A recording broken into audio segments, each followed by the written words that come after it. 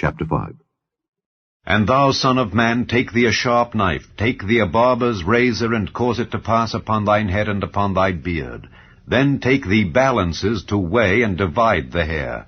Thou shalt burn with fire a third part in the midst of the city, when the days of the siege are fulfilled, and thou shalt take a third part and smite about it with a knife, and a third part thou shalt scatter in the wind, and I will draw out a sword after them.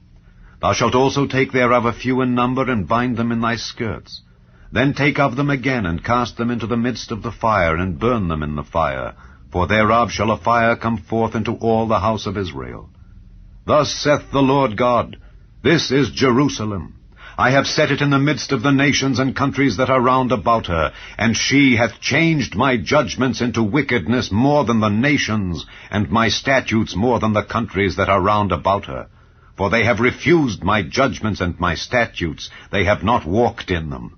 Therefore thus saith the Lord God, Because ye multiplied more than the nations that are round about you, and have not walked in my statutes, neither have kept my judgments, neither have done according to the judgments of the nations that are round about you, therefore thus saith the Lord God, Behold, I, even I, am against thee, and will execute judgments in the midst of thee in the sight of the nations.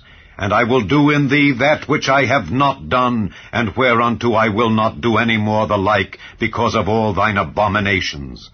Therefore the fathers shall eat the sons in the midst of thee, and the sons shall eat their fathers, and I will execute judgments in thee, and the whole remnant of thee will I scatter into all the winds. Wherefore, as I live, saith the Lord God, surely because thou hast defiled my sanctuary with all thy detestable things and with all thine abominations, therefore will I also diminish thee, neither shall mine eye spare, neither will I have any pity.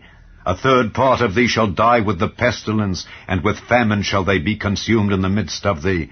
And a third part shall fall by the sword round about thee, and I will scatter a third part into all the winds, and I will draw out a sword after them. Thus shall mine anger be accomplished, and I will cause my fury to rest upon them, and I will be comforted. And they shall know that I, the Lord, have spoken it in my zeal, when I have accomplished my fury in them. Moreover, I will make thee waste, and a reproach among the nations that are round about thee in the sight of all that pass by.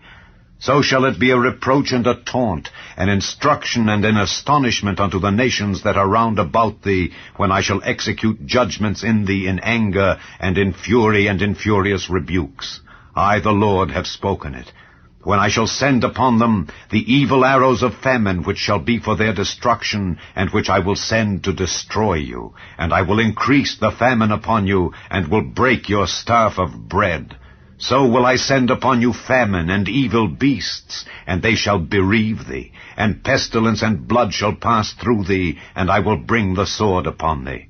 I, the Lord, have spoken it.